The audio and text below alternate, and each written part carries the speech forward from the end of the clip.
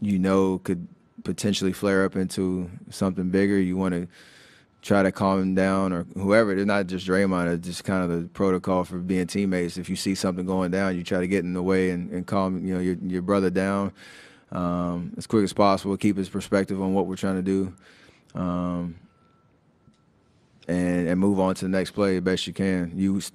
I don't think he's out there thinking about it too much, which we want, because you want him to play free and play him like himself. So there is a fine line to it, but we'll roll with that. And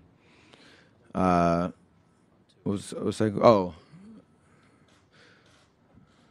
the Uber driver. He I can't really reenact it, but it's pretty funny. I just kind of laugh and chuckle because they are surprised that I'm getting in there too.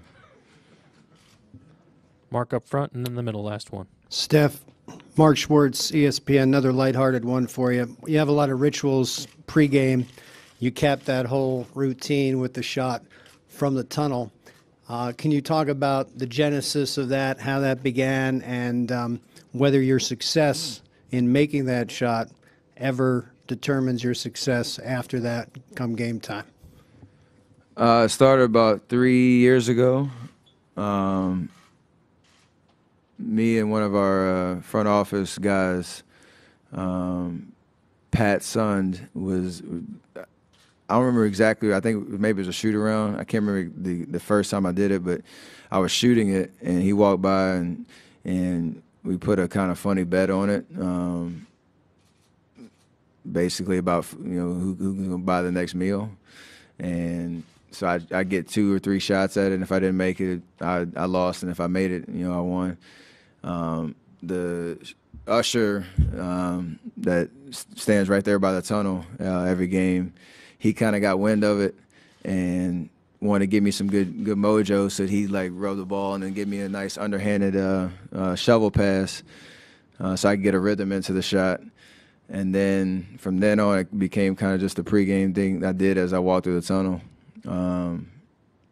I give myself 5 shots to do it. If I don't make it, I go back into the locker room.